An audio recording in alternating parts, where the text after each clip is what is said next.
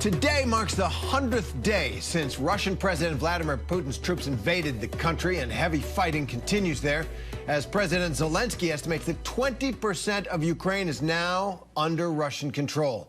ABC News' Britt Clenneth joins me now live from Kyiv, Ukraine, for more on this. So, Britt, you were hearing Ukraine's media is calling today's milestone 100 days of fortitude, and certainly the way Ukrainians in the armed forces and civilian life stood up and met this challenge has amazed the world. What can you tell us about what this day means there?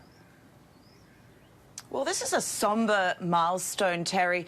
President Zelensky, in one of his defiant video addresses, marked 100 days by praising the resistance, saying that victory will be ours. But we heard from NATO, the head of NATO, saying that this will be a prolonged war, that this could be a war of attrition. And again, 100 days, Terry, with no end in sight. This is 100 days of needless death, of needless destruction, of needless heartache.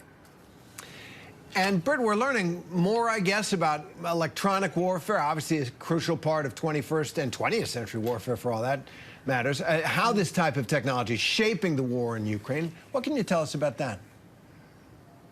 Well, broadly speaking, this includes defeating drones. This means intercepting GPS signals. It could mean jamming radio or mobile communications. It could mean eavesdropping on communications. And going into this war, and this is interesting, that the perception was that the Russian forces, that Russia had a huge advantage in electronic warfare. But when Russia failed to capture this capital, Kyiv, that it kind of changed that perception, and that it thought that perhaps these critical electronic communications weren't as advanced as initially thought.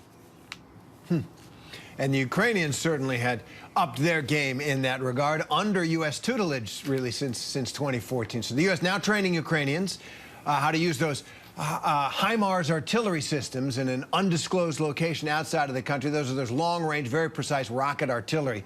How is that system playing a role? Could it play a role in this war, especially at battle out in the eastern part of the country, the Donbass, where Russia seems to just grindingly gain a little bit of ground every day?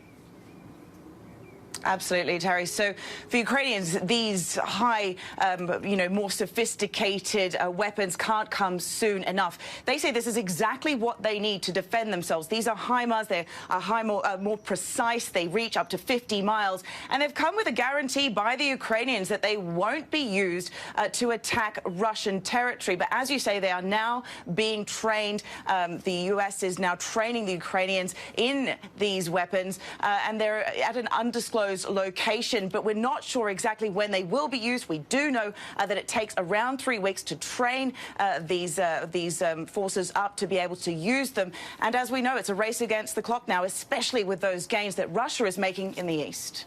Right, and the concern that at some point those gains might turn into a breakthrough, although Russia's had so much problem with maneuver warfare. Britt, in Kyiv, thanks very much. Hi, everyone. George Stephanopoulos here. Thanks for checking out the ABC News YouTube channel. If you'd like to get more videos, show highlights, and watch live event coverage, click on the right over here to subscribe to our channel. And don't forget to download the ABC News app for breaking news alerts. Thanks for watching.